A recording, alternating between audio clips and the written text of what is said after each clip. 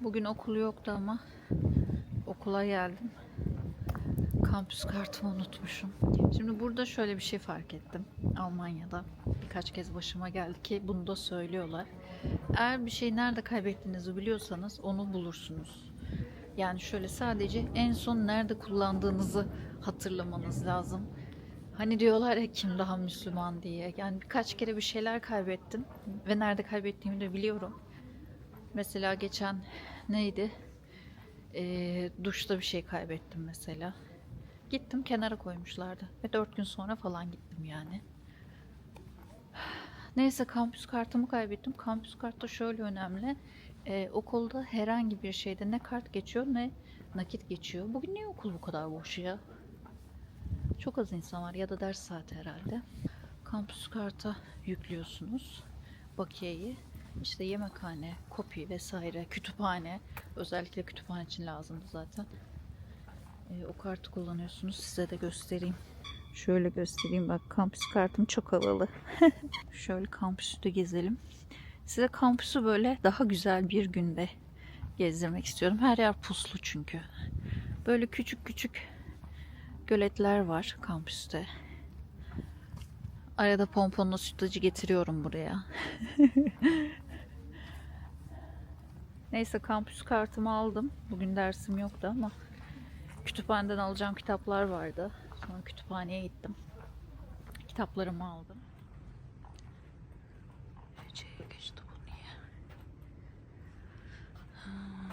Ve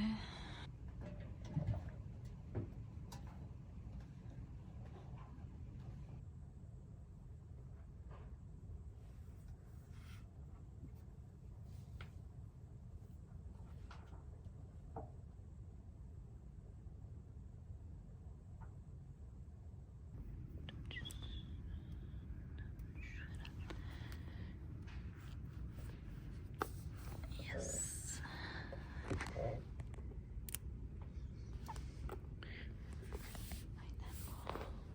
Aynen şu an insanlar dersteymiş. Camların içinden görüyorum. Ve çok güzel bir haberim var. Bugün ev görmeye gidiyorum. Hava şu an kapalı gibi gözükse de saat daha kaç biliyor musunuz? 3'e geliyor. Akşam bir ev görmeye gideceğim. Bakalım hayırlısı. Yani çok heyecanla anlatmıyorum. Çünkü ne olacağı belli olmaz biliyorsunuz. Bu kaçıncı? Kaçıncı bu? Üçüncü herhalde. Üçüncü göreceğim ev olacak. Pardon. Bir, iki, aynen üçüncü daha. Düşünün yani. 100'den fazla başvurum var. Burayı seviyorum ama ya. Şu alan var ya. İlerideki göl daha da büyük. Oraya da gideriz başka zaman. Sadece bu tarihe bugün ev görmeye gideceğimi söylemek için geldim. Şimdi bizimkilere mama alacağım. Akşam dersim var, Almanca sınıf var. Ah, bakalım ne oluyor.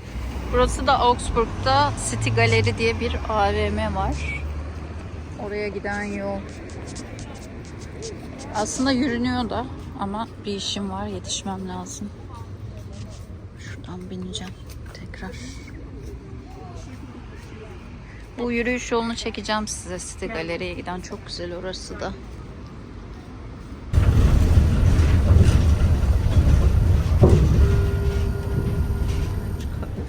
Burası da Edekay'mış. Kapıda farklı bir şey yazıyordu. Ama büyük burası. Şu ne? Pandora. İçinde kek var herhalde. Güzele benziyor. 1,79 euro şu. 8,49. İşte canım çekmiyor. Şöyle bak küçük küçük olanlar var. Şöyle küçük kokteyl domates aldım. 1,49 euro. Şöyle yeşillik aldım. Salata için 2 euro. 500 gramı mı? 5 euro. Aynen 500 gramı 5 euro şeyin. Sarımsağın bir tane aldım büyüğünden. Buralarda küçük şeyler çok pahalı. Atıştırmalıklar falan. 3 euro, 5 euro. Yani bence çok bir çikolata için falan. Çok güzel duruyor ama böyle hazır kek var bak. 2,29 euro.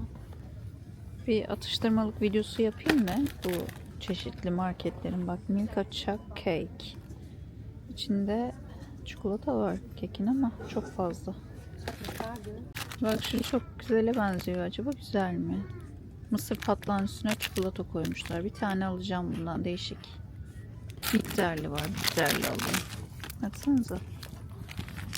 Buralarda böyle büyük paket ekmeklerin yanında şöyle küçük küçük paketler de satılıyor. Baksana. Görüyor musun? Küçücük 4 dilim falan var içinde. Buraların turşusunu beğenmiyorum. O yüzden almayacağım. Bak, küçük Baileys de var. 5,49 euro. Küçüğü, büyüğü 17 euro.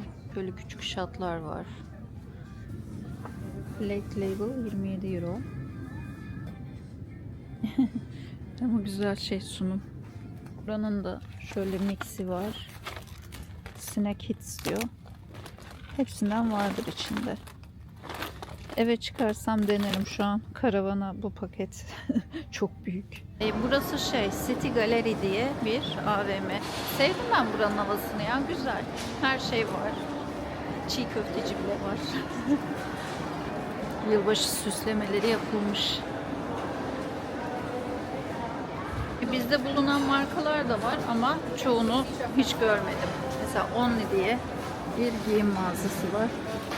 Ve fiyatlar uygun mesela. Hepsinde değil tabii ki. Kocaman bir ağaç dikmişler ortaya. Buraya ilk geldiğimde, bu ilk gelişim değil, kendimi Türkiye'de gibi hissetmiştim. AVM'ler her yerde aynı. Ha, tabii ki bir fark var. Bence çok büyük bir fark. Hala buna alışamadım. Girişte güvenlik yok. Yani elini kolunu sallayarak girebiliyorsun. Böyle kendimi bir garip hissediyorum. Hala alışamadım bu fikre. Bakın, pomponu getirmedim ben. Ders sonrası geldim direkt buraya ama böyle köpecikler rahatlıkla gezebiliyor. İlk hafta bu kitapçıyı gezmiştim. Kitapçı gezmeyi seviyorum. Hatta bir kitap var. Onlara soracağım. Bakayım var mı Almanca. Varmış kitap. Bulduk. Kitabı aldım. Kitap bu. Bunu Almancasını çok beğendim. Bir kız önermişti. Çok akıcı diye. Yani kelime öğrenmek için birebir falan demişti. Bir deneyeceğim. Yani bunu okumak için değil, kelime öğrenmek için kullanacağım.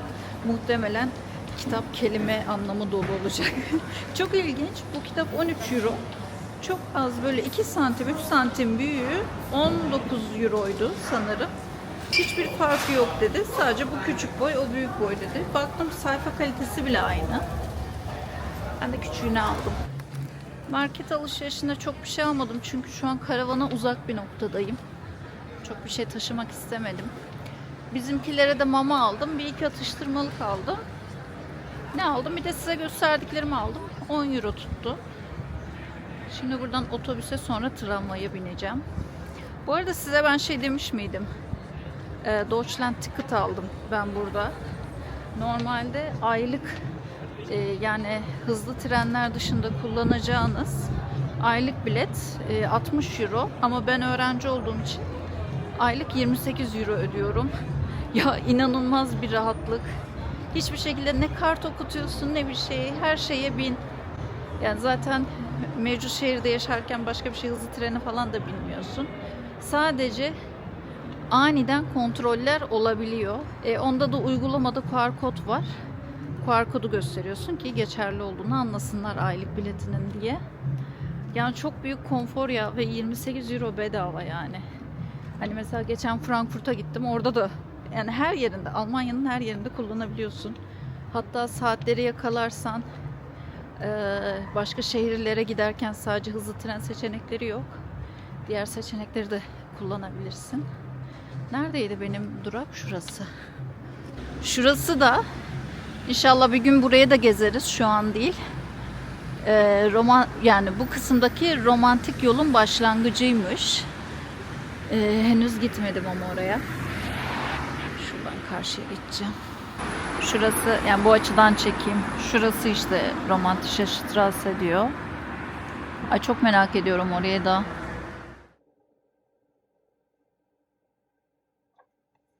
Şşt, kız yavaş.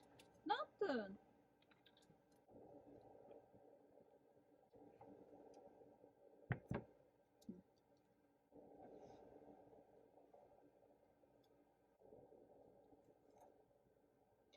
Hello.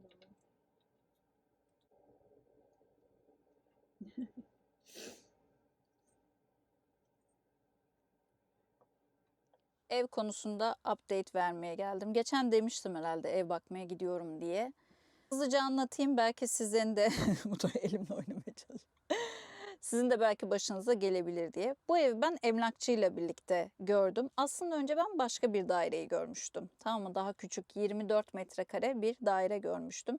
Burada yeni projeler oluyor, yani yeni yapım binalar oluyor. Onlardan biriydi. Neyse, o ev gitmişti ben karar verene kadar. Sonra başka bir ev çıktı. Orası da kaç? 32 metrekare. Yine aynı sitenin içerisinde. Neyse işte yazıştık ettik. Ben başvurularımı yaptım. Dediler ki belgelerinizi yükleyin. Yükledim.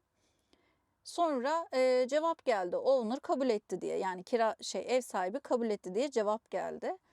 Size de sözleşme taslağını gönderiyorum. Tabii ben çığlık attım. Aa, yaşasın, ev buldum falan diye. Ama şöyle bir şey oldu.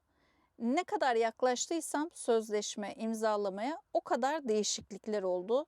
İlk değişiklik şöyle bir şey var burada. Bunu birçok kişi bilmiyor bence. Depozito sigortası diye bir şey var arkadaşlar Almanya'da. Şimdi normalde Almanya'da 3 kira depozito yasal. Tek kolaylığı normalde birçok insanın bildiği, bunu 3 taksit şeklinde ödeyebiliyor oldunuz. Ama ben geldiğimde araştırdım. Dedim burada her şeyin bir sigortası var. Bakayım bunun da var mı? Gerçekten varmış. Şöyle alta yazayım, adını sorarsınız. Depozito sigortası diye bir şey varmış burada. O da şu: sigorta şirketine mevcut depozito tutarının %4'ü ya da %6'sı, o sigorta şirketine göre değişen bir oran. O miktarı ödeyip sigorta yaptırıyorsun. O sanırım bir kağıt veriyor, garanti belgesi gibi. İnşallah o sürece gelirsem herhangi bir evle size gösteririm. Onu ev sahibine veriyorsun. O şu demekmiş: ben sana depozito ödemiyorum ama garanti belgem bu. Sigorta şirketi eve bir zarar verirsem karşılayacak. Benim bir de zaten ekstra bir sorumluluk sigortam var.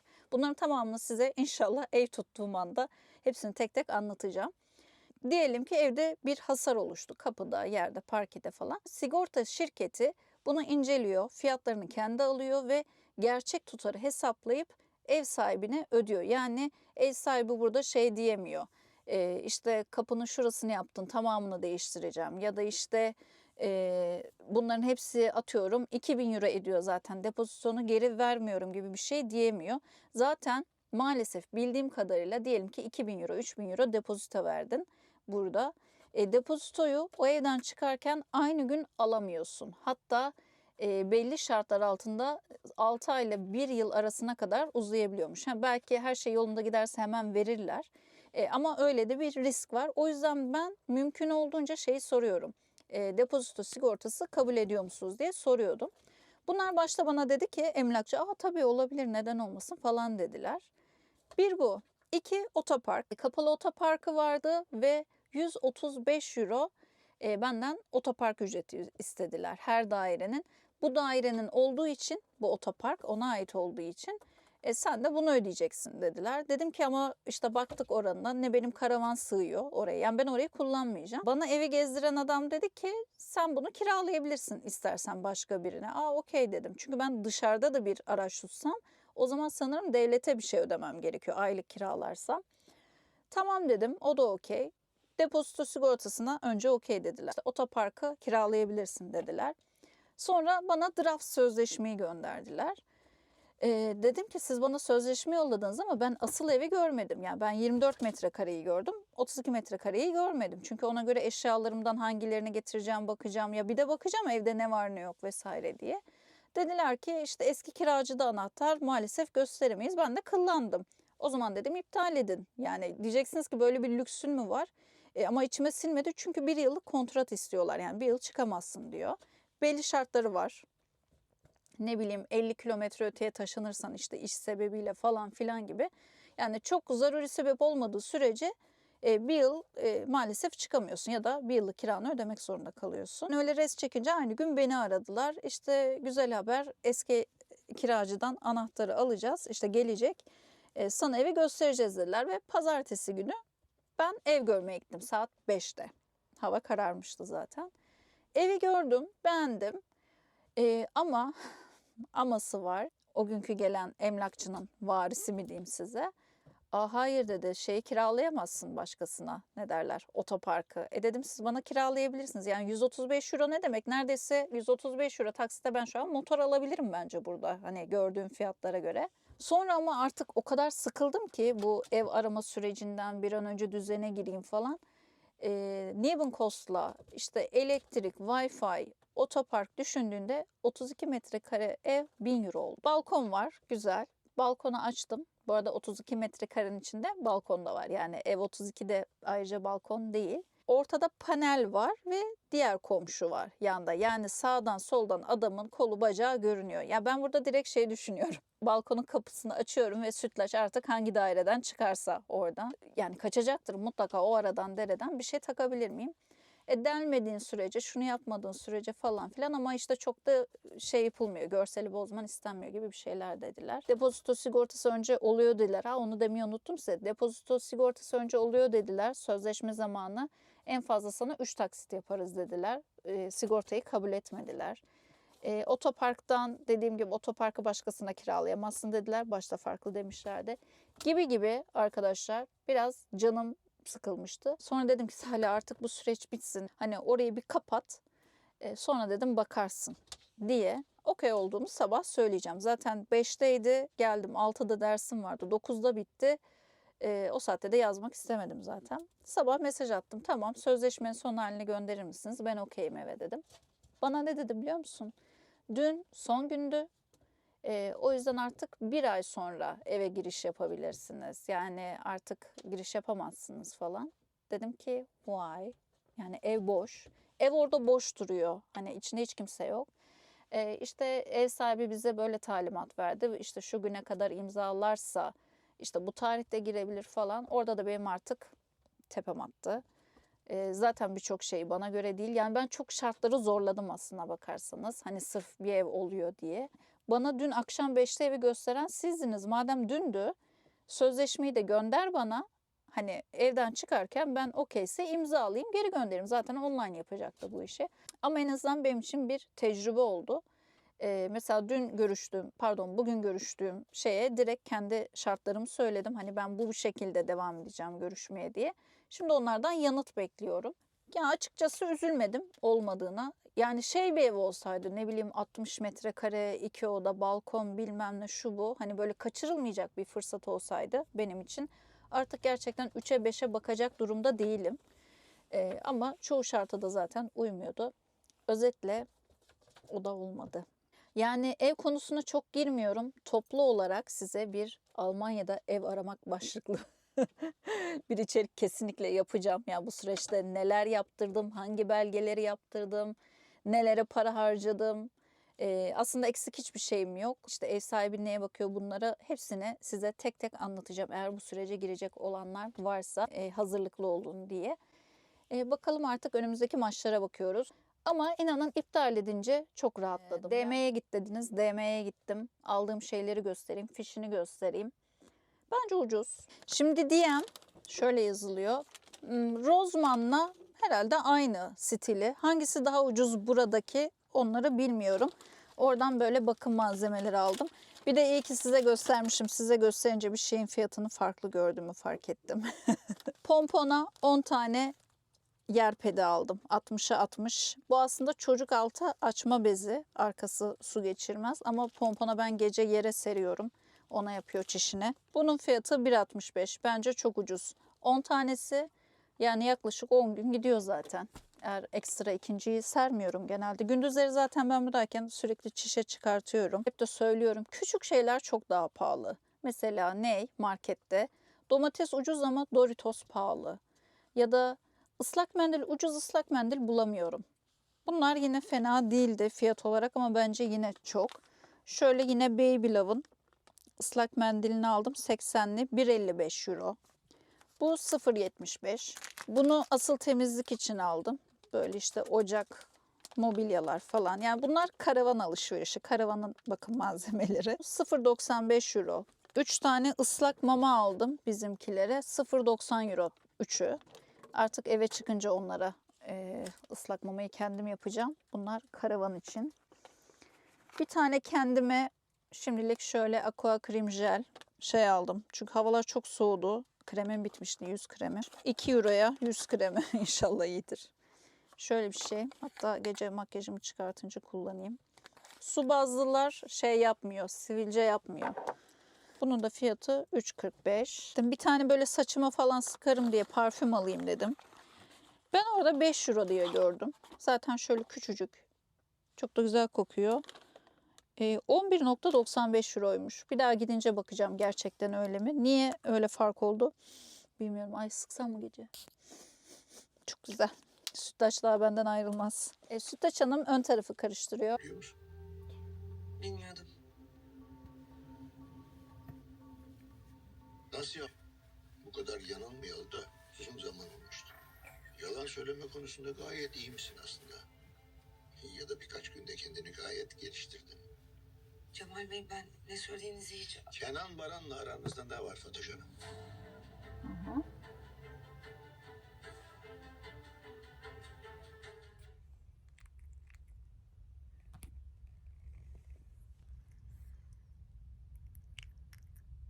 Oo, tabii canım, ye ye.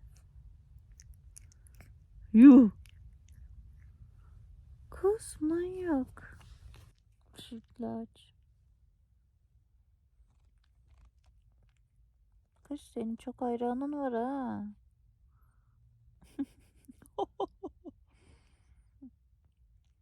Hmm. Oha. Oha.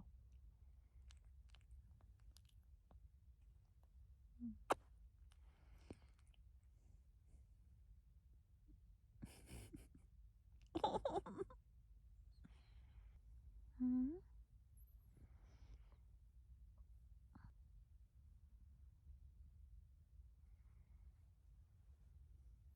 Sütlaç.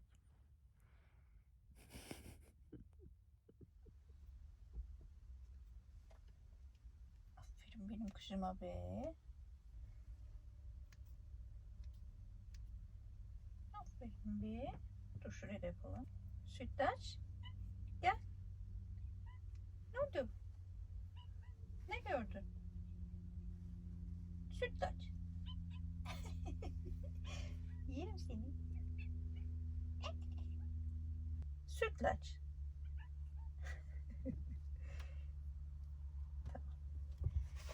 Üstümü mahvettik. Neyse değiştireceğim. Oo, bir de kel diyorlar çocuğuma. Bir sürü saç var bak. Nasıl toplanacak şimdi ya?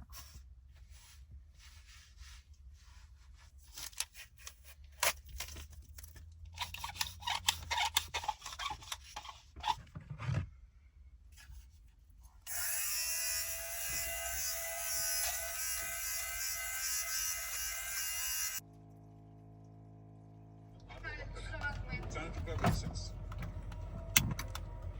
Tabii gördün mü olanları? Senin izin olduğunu verecek. Bir şey yapmak lazım yani.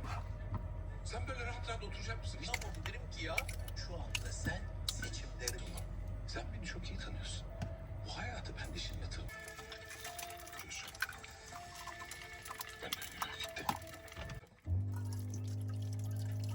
Hepiniz. Beni insan olarak bile görmüyor zaten. Babamın geri kalanı kime? Diğer çocuklarına. Bize kalan ne? Bir baş soğan. Herkes korkmasın. Anneme dersini vereceğim. Ondan hiç korkmayacağım. Seni üzmesin de. Hadi, hadi. Tamam affettiniz. Senin hayatından son yıllardan mahvediyor. Haberin yok senin. Bana bak. Annemin adını ağzına alma. Alırsan ne olur? Ama korkmaz. Hiç kimseden korkmaz.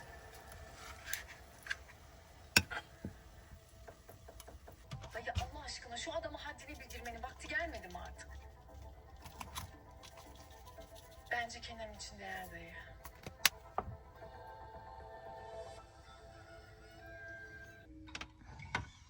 Hani sabah kahvaltıya gitmek için kulüplere böyle restoranlara hani kaçtın ya.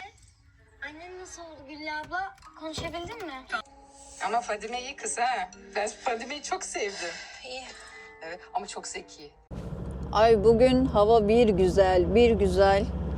Bir de hafta sonu. Herkes dışarıda. Yani herhalde geldiğimden beri ilk defa bu kadar otopark ve araç fazlalığı gördüm bir anda. Şimdi bir tane yer söylediler. Edeka'nın kendi benzin aldığın yeri varmış. Yani Edeka'nın orada. En ucuzu orada dediler benzin için. Oraya gidiyorum ben de. Hatta gelmişim herhalde. Geçen de çok sıra vardı. İnşallah şimdi yoktur.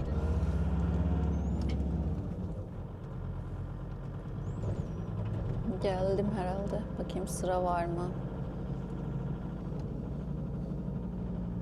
Biraz zor ama neyse. Daha erken.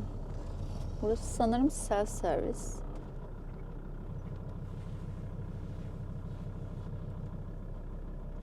Bakayım. Aynen bak. Dizel burada 1.49.9. Ne o? Süper E10 1.55. Öbürü süper mi yazıyor? O da 1.61. Ben geçen hatırlıyor musunuz? 2.10 muydu? Otobanda.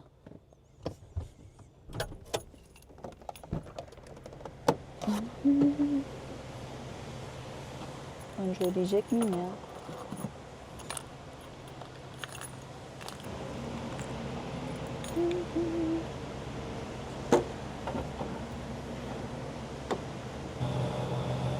Sonra pin kodu gir diyor. Okey. Maksimum 120 euro yazdı.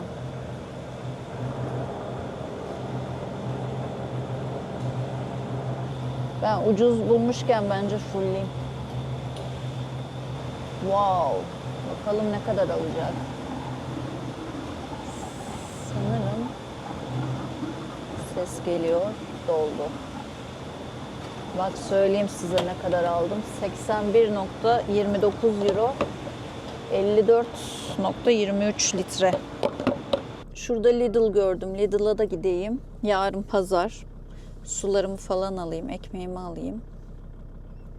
Yani burada aslında bir kere düzen oturttun mu bence çok da zor değil pazarların kapalı olması. Şimdi bakmayın evim yok diye ben bir orada burada hani çok yığmıyorum karavana bir şeyler. Evim olsa haftalık alışveriş yaparım muhtemelen. Bazı şeyleri aylık alırım, kuru olanları. Şu an dediğim gibi karavanı çok doldurmak istemediğim için. Ben normalde şu mavi Aral var oradan alıyordum ama o da pahalı olanlardan biriymiş. Ben o kadar fark ettiğini bilmiyordum. Ay yanlış yere geldim. Burası tatlı bölümü. Şundan alacağım bu sefer. İçinde fıstık kreması var herhalde. Benim klasik şundan alacağım. Lidl'ınkiler güzel oluyor. Şöyle bak çekeyim. Börekler. Şurada ekmek, simit falan var.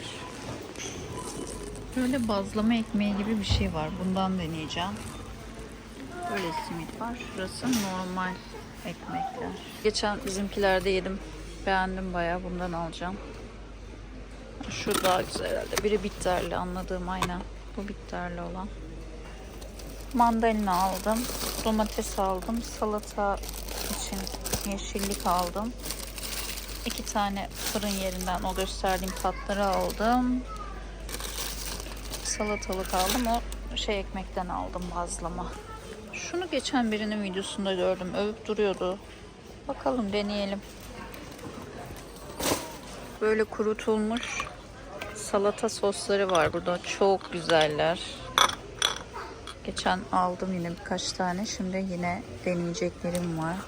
Şu kahvaltı için olan alacağım bu sefer ama ne içinmiş tam olarak bilmiyorum bak. Yumurtaya falan koymuş. Tam böyle Christmas çorapları gelmiş. Çok güzel. Kaç? 3 euro.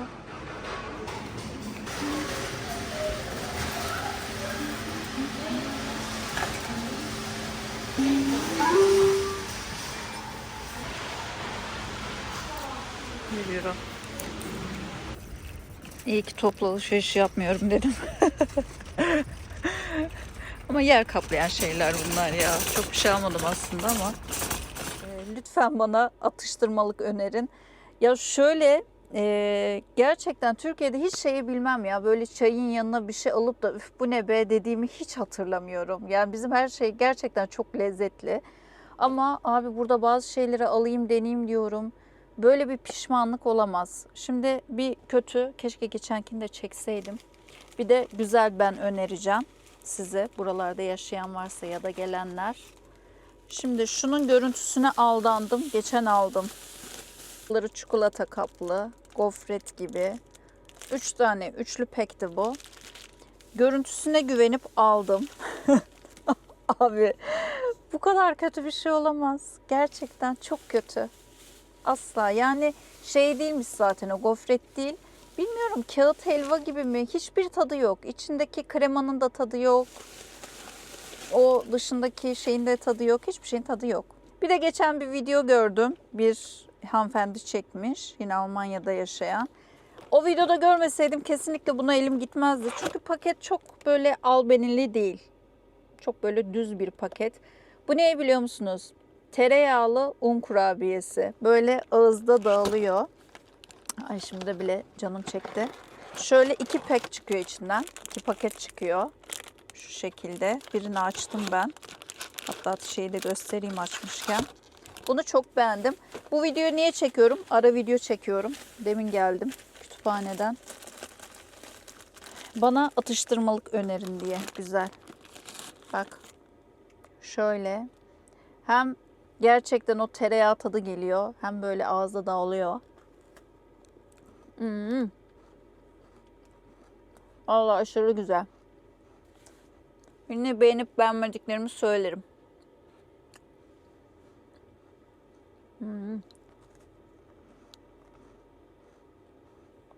Bu akşam yemek yemeyeceğim. Çünkü Lidl'dan şey de aldım. Neydi onun adı ya? Böyle donat gibi bir şey var ya. Nerede o? Sütlaç yaramazlığı yaptığı yatıyor yerde. Gel kızım ne yapıyorsun orada? Bu arada ben yola çıkacaktım.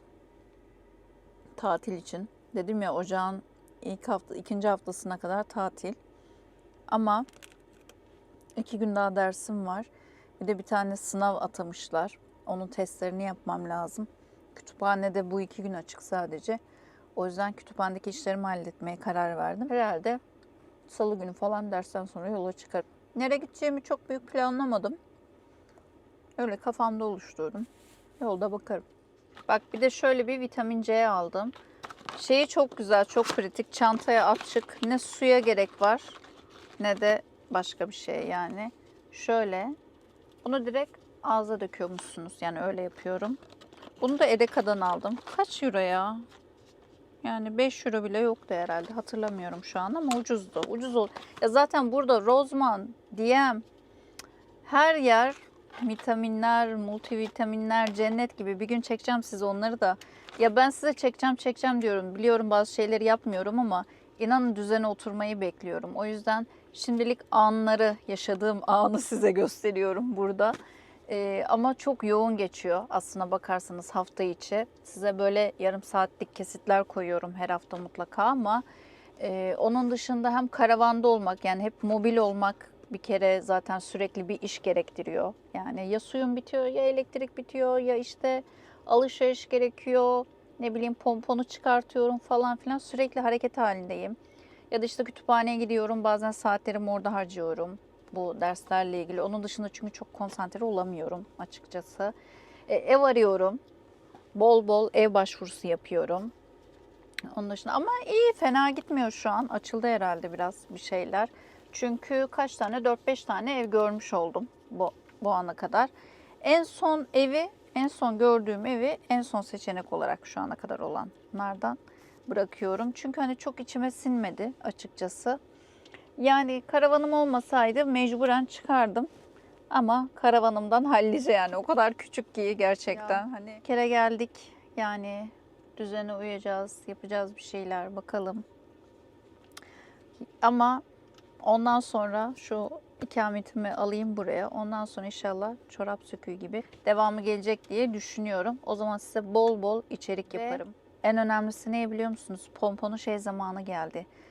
titrasyon yaptırmıştım ya, Avrupa'ya girişte titrasyon zorunlu evcil hayvanlarınız için. Titrasyonun her yıl geçerli olması için kuduz aşısını her yıl aynı tarihte aksatmadan yaptırmanız gerekiyordu. Pomponunki de Ocakbaşı. Ama şimdi 15 gün tatile gireceğimiz için muhtemelen önce ona AB pasaportu çıkartacağım, karnesi. Sonra kuduzunu yaptıracağım. Burada o işler pahalı bu arada. Giderim. Muhtemelen orada çektirmezler. Ama anlatırım ne yaptığımı. İşte Almanya'nın normal havası böyle. Çok sis var. Şimdi yogaya gidiyorum. Ondan sonra duş alırım. Sonra şu veteriner işlerine bakacağım. Yakınlarda varsa eğer yaptırırım diye düşünüyorum. Ortam güzel olsa da puslu.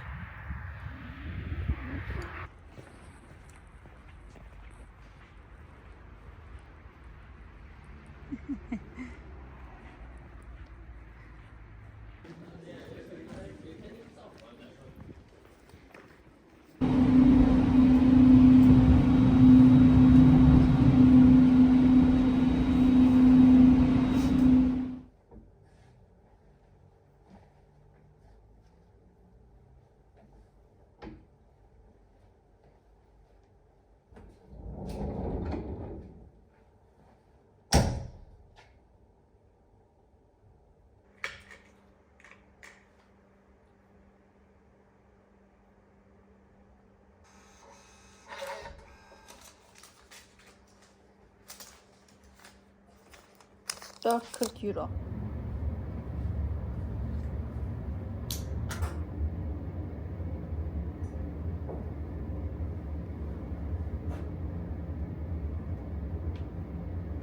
Sanki hayatım hep böyleydi. Hepsini yapmayacağım saçımın. Çünkü düşüyor. Bir saat içinde bozulacak saçım muhtemelen. Ama bu sefer başka köpük kullandım. Bakalım. Geldim geleli. Tutmuyor. Bugün de kimse yoktu. Tabii yarın tatil artık herhalde. Yavaş yavaş her yer boşalıyor.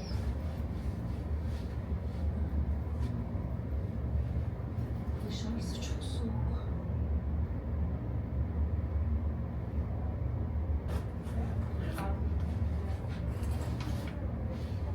Let's go.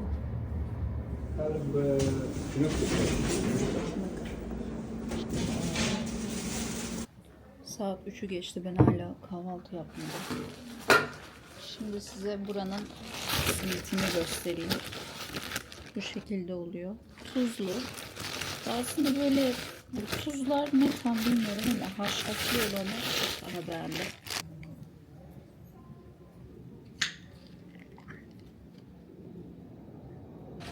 Ay, smoothie de çok kötü çıktı.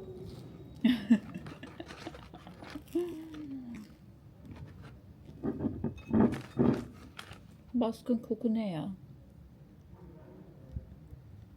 Bak, içinde muz, ananas, portakal var, bir de havuç var ama baskın koku havuç. Neden? Haben Sie eine Nummer für uns, damit wir uns später bei Ihnen melden können? Ja? 49. 49, ja. Ich frage danach, wir melden uns später bei Ihnen, okay? Okay, danke schön. Okay, Bye. bitte. Tschüss. Tschüss. İyi ki aramışım. Yoksa boşa gidecektim. Randevuyla çalışıyormuş veteriner tabii ki de. Bul. Nereye geldik kızım? Süt canım da burada. O veterinere geldik şimdi.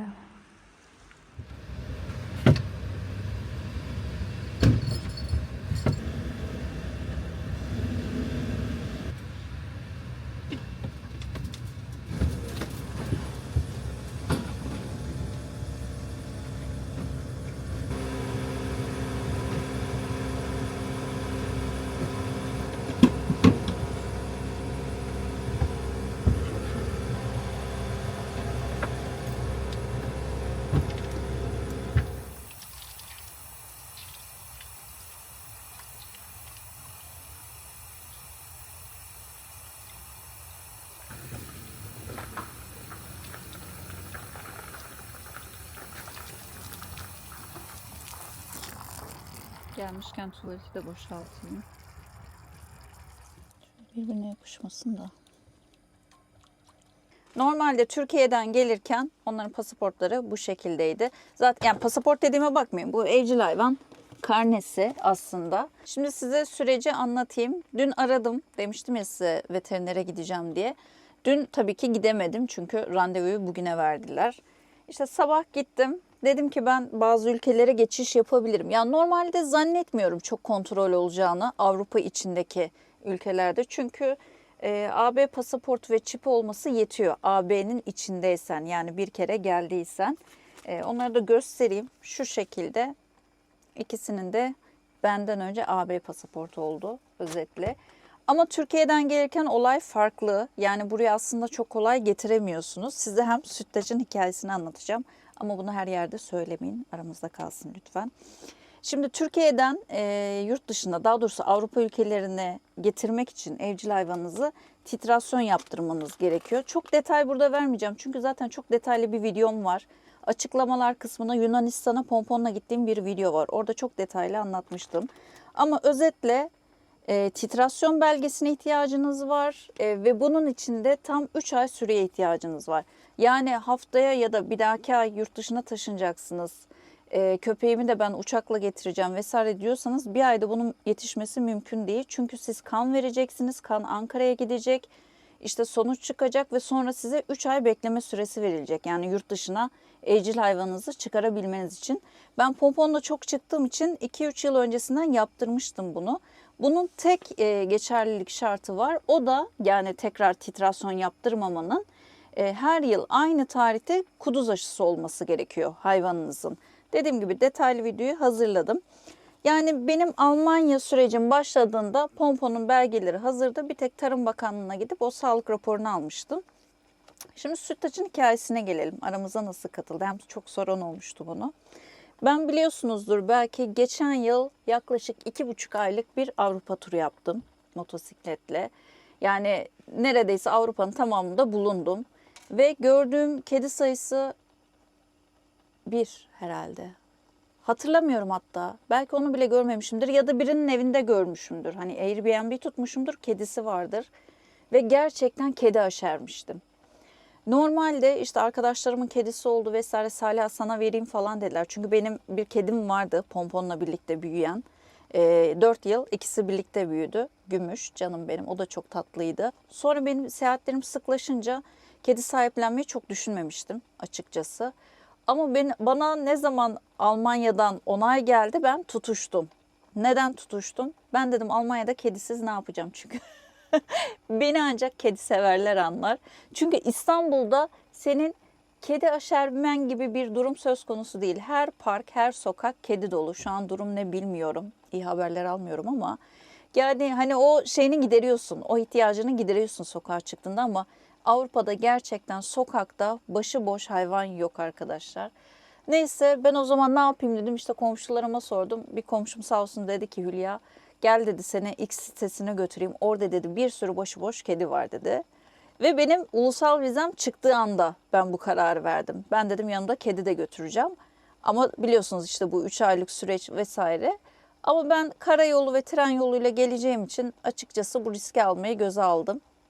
Çünkü evet uçakta çok büyük sıkıntı. Uçakta belgesiz, eksik belgeli, yanlış tarihli herhangi bir hayvanı sokmanız mümkün değil. Bunu da yaşadım bu arada pomponun bir durumunda. Bir tane tarih yanlıştı. Neredeyse beni almıyorlardı. Sonra düzelttik. Ama karayolunda ya bunu lütfen kural olarak baz almayın. Bu videoyu da çok yaymayın. Ama karayolunda çok büyük şeyler olmuyor ya. Yani agucu gucu yapıyorlar ve geçiriyorlar gerçekten. Hani benden çok büyük belge isteyen olmadı. Dedim ki şey alayım ve ben şey seviyorum. Kedi benim huyumla yetişsin. Yani benleyken yetişsin istiyorum. Tabii ki hepsi çok güzel, hepsi çok değerli, hepsi kurtarılmalı. Ama seçenekler arasında yavru varsa benim tercihim genelde öyle oluyor. Neyse sitede geziyoruz. Bir sürü kedi var falan. Ben şey totemi yaptım. Bana gelen kediyi hani sahipleneyim diye. O beni seçsin diye. Böyle yerde fotoğrafı kesin duruyordur. Koyacağım kenara şuraya. Yerde 4 tane yavru kedi yatıyor ve bildiğin böyle 3 haftalık falanlar bence. Çünkü daha yemek yemeyi bilmiyorlardı. Annesi de ileride başka bir ağaç altında yatıyordu. Tam biz onlara eğildik. Adamın biri geldi işte, dedi ki ya bacım dedi, kurtarın şu hayvanları dedi. Bu dedi anneyi gösteriyor. Sürekli doğuruyor dedi. Hiçbirine bakmıyor dedi. Hep dedi böyle dedi ortalıkta kalıyor yavrular dedi. Tabii bunu duyan ben kaçırır mıyım? Sonra eğildim. Yani sütlaç bana çok geldi. Bu var ya, baksana çok sevimli. Hepsi çok tatlıydı. Birini de diğer arkadaşım sahiplendi bu arada. Ya azıcık sevim, dur sevgi arası verelim. Bugün aşı oldu bu da. Yani sütlaçı sahiplenmiş oldum 3 haftalıkken ve benim buraya gelmeme sanırım 1 ay falan kalmıştı. Yanlış hatırlamıyorsam. Öyle bir şey olması lazım.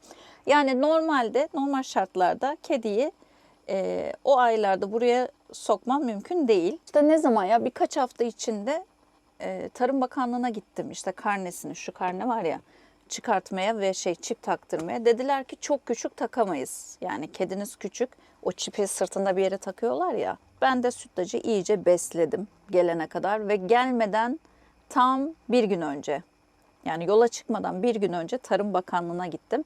Artık kaç aylık, yani 2 aylık falan olmuştu. Öyle düşünüyorum. 2 ay, 1 hafta falan diye düşünüyorum. Tabii bu benim tahminim. Hani yemesinden içmesinden. Götürdüm. Baktılar, işte bir şey demediler. Normalde minimum 3 aylık olsun diye söylüyorlar ama hani boyutuna göre takabiliyoruz dedi.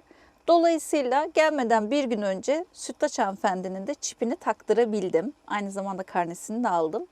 Sonra trende ne oldu derseniz, trende evet kontroller oluyor. Ama ilk 3 noktada kontrol olmadı. Yani kedi köpek için olmadı bu arada. Ama Sırbistan'dan çıkarken görevli geldi, dedi ki evcil hayvanlarınızın belgelerini hazırlayın. Gelecek işte, memur geliyor kontrole diye. Tabii ben tutuştum. Çünkü o ana kadar sütlacı saklamıştım bu arada çantasına. Pomponun, hani bir şey isterlerse pomponu veririm diye. Sonra yine sütlacı çantasına koydum. Evet, itiraf ediyorum. Geldi adam ama sadece ne yaptı biliyor musunuz? Pomponun sırtındaki çipi okuttu ve buradaki çiple uyuşuyor mu diye baktı. Yani benden ekstra titrasyon şu normalde istemesi lazım. İstemedi. O gün şansımaydı bence. Hoş, yani şansımı derken zaten sütlacı göstermedim de. Özetle sütlaç Almanya'ya iltica etti. Neyse, şimdi tatil girdiği için yarın inşallah yola çıkacağım. Bir süre ev aramaya ara veriyorum. Gerçekten çok yoruldum süreçten. Dün de 2 ev gördüm bu arada. Gittim bizzat gördüm. Ama o evlerde muhtemelen olmayacak. Onları da keyfim gelirse sonra anlatırım. Şu an bir alana geldim. İşte dolduruyorum, akümü fullüyorum. İşte her şeyimin şarjını fullüyorum yola çıkacağım diye. Hani gittiğim yerlerde belki otelde kalırım bilmiyorum ama yine de hazırlıklı olayım dedim. Şimdi ne kadar tuttu bugünkü işlemler? 2 tane AB pasaportuna 10'ar euro verdim. Pomponun kuduz aşısında çok güzel bir şey oldu. Dedim ya size, titrasyonun geçerli olması için her yıl aynı tarihte kuduz gerekiyor diye. Pompona bugünkü yaptıkları kuduz aşısı 35 euroydu ve 3 yıl geçerliliği varmış ve burada yazıyor. Hatta göstereyim size. Şöyle görünüyor mu? Bak, 2028'e kadar. Yani benim artık titrasyon saati işte zamanı geçiyor vesaire diye 3 yıl içinde tekrar kuduz yaptırmama gerek yokmuş. Buna çok sevindim. Çünkü gerçekten ödüm kopuyordu. Kuduzu geçireceğim diye, hani onun zamanına. Ya titrasyon çünkü çok meşakkatli ve çok pahalı bir işlem bu arada. Şu an yani en son ben gelirken 15-16 bin lira falandı sadece titrasyon. Bunun üzerine bakanlık belgeleri vesaire ve uzun bir bekleme süreci var. Ya pompon daha benle gezdiği için gerektiğinde hani kediyi yine bırakabilirim 2-3 gün ama pompon o riski almak istemedim. Pompon için özellikle. Sütlaç küçük olduğu için karmasını yaptırdım. O biraz pahalıydı. Ya pahalıydı diyorum ama buralara göre bence yine iyi. Buradaki yaşayan bir arkadaştan tavsiye aldım. Yoksa ben çok pahalı yerlere gidecektim yanlışlıkla. Karma aşısı 52 euroydu sanırım. 35 euro kuduz aşısı, 10'ar euro da bunlar. Artık Avrupa içinde gezmemizde kedi köpekle hiçbir sıkıntım kalmadı. Yani uçağa da binebilirim. Bu arada hani sütlaçın şu an Titrasyonun olmaması benim Avrupa içinde gezmemi engellemiyor, onu merak ederseniz. Çünkü artık girdik zaten, buradayız ve pasaportu var, çipi var, kuduzu var. Özetle buralarda dolaşım sağlarken herhangi bir sıkıntımız kalmadı. Bence bu gece bunlar sütlaç. Bir sataşma, sonra dayak yiyorsun, pompondan dalga geçiyorlar kızım. Valla bu video biraz oradan buradan görüntüler oldu ama genelde 2 aydır hayatım böyle geçiyor aslına bakarsanız. Biraz da bilerek böyle yaptım. Çünkü sizle böyle her hafta böyle 20 dakikalık 30 dakikalık görüntüler paylaşıyorum. Yani burada aslında hiç durmuyorum. Hep hareket halindeyim. Pazar günü her yer kapalı, ev görme ihtimalim yok vesaire. Mümkün olduğunca hafta sonları işte bir yerlere gidiyorum. Size oraları çekiyorum. Hem kendimde bir ferahlamış oluyorum. Hafta içi kütüphanedeyim. Okul, yani 2 ders arasında zaman varsa o süreleri kütüphanede geçiriyorum. Çünkü kütüphane gerçekten bir cennet. Yani çok fazla kaynak var. 1. dönem bitmek üzereymiş. Mail geldi. Summer Semester'a kayıt olmak için harcı yatırın diye. Yani size bu süreci anlatmak için hep şeyi bekledim aslında. Hani neden Almanya'ya geldim? İşte Almanya'da nasıl geçiyor, neler yapıyorum? Hani bir yavaş. Hani neler yapıyorum, nasıl geçiyor vesaire. Bunu anlatmak için hep böyle bir eve yerleşeyim de size böyle ferah ferah anlatayım istiyordum ama bu süreç çok uzun sürdü. O yüzden sizde bu süreci anı paylaşmayı daha uygun buluyorum ama hepsini anlatacağım. Yani benimki biraz mucizevi oldu aslında. Yani sütlaçın buraya gelmesi bile, bence gelebilmesi bile bir mucizeydi. Yani hep bana sordular, ya işte sütlaç çok küçük, nasıl götüreceksin? Dedim halledeceğiz ya. Hani ben hep olumlu düşündüm.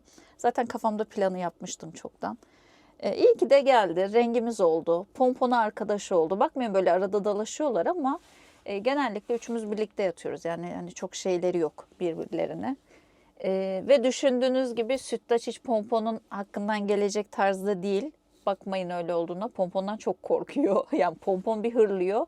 Hemen kuytusuna çekiliyor böyle. Bugünlük bu kadar olsun video. Yarın inşallah yola çıkacağım. Rotamı söylemeyeyim ama size de çekim yaparım. Biraz dediğim gibi bu ev bakma sürecinden uzaklaşmak istiyorum. Ve aklınızda kalmasın sevgili ablalarım, abilerim. Hani üzülenler falan var. Ya ben çok seviyorum karavanda yaşamayı. Şartları da elverişli hale getirdikten sonra hele, yani dediğim gibi çok da hani koştur koştur. Mesela dünkü gördüğüm ev benden haber bekliyor. Bir tanesi öğleden sonra gördüğüm. Ya şimdi şuna bakıyorum. Karavandaki hayatımı bırakmaya değecek bir ev mi? Zaten karavandan hallice yani metrekaresi. Sadece bir yatak var, köşede bir masa var ve kaç euroydu o evde? 690 euroydu. Otopark yok dışarıda. Yani şimdi diyeceksiniz kış geldi kızım, bırak otoparkı ya da işte evin boyutunu ama yani büyük konuşmayayım yine de. Sadece yatak olan bir ev, işte köşede küçük bir mutfak, yatak, hani bir koltuk atmaya bile yer yok. Ya öyle bir yer, inanın şu an daha konforluyum. Şurada çalışma masam var, ne bileyim. Yani hani bir hava güzelse arka kapıyı açıyorum, böyle bir ferah oluyor falan. Hani o evde kendimi düşündüğümde o ev beni basar ve sürekli beni yatmaya iter diye düşünüyorum. Dolayısıyla o ev içinde ben aramayacağım bu sefer yine. İnşallah daha iyi bir seçenek çıkana kadar ve kış bastırırsa da bir iki seçeneğim daha var zaten. Ya Airbnb olur ya da işte Wunderfles'ten birkaç ay ev kiralayabiliyorsun. Öyle bir şey yapabilirim. Belki yaza kadar kiralarım. Sonra kendi çıkacağım eve bakarım. Hem belki toparlanmış olurum o süreçte. Şu an mesela dışarısı kaç derece? Bak söyleyeyim. Hani yaptığım en mantıklı hareket herhalde şu akü şarj cihazını almaktı. Şu an 1 euroya 3 kW elektrik satın aldım bir yerden. Şu an karavan bağlı. Şu an bak 2 derece, gece 0 derece olacak muhtemelen ama iyiyiz. Yani böyleyken sıkıntı yok.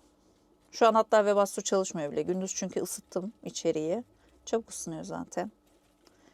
İşte dün şeye gittim biliyorsunuz. İşte suyumu doldurdum. İşte tuvalete boşalttım vesaire. Zaten karavandayken zamanın nasıl geçtiğini anlamıyorsunuz. Karavan sahipleri beni anlayacaktır. Sürekli bir işin var yani. O bitiyor, şu bitiyor. Orayı topla, burayı boşalt. Ya şu an çamaşırlarım da yıkandı. Temizliğim de yapıldı. Her şey dolu. Aküm de sabah fullenir diye düşünüyorum tamamen. Bak bunu da göstereyim size. Şöyle 2 tanesi doğmuş. Şu an voltajım 12 ama sabaha dolar mesela. Vallahi bu iş maşallah diyeyim beni kurtardı ya. Çünkü bir fullliyorum. Rahat bir hafta gidiyor. Neden ama?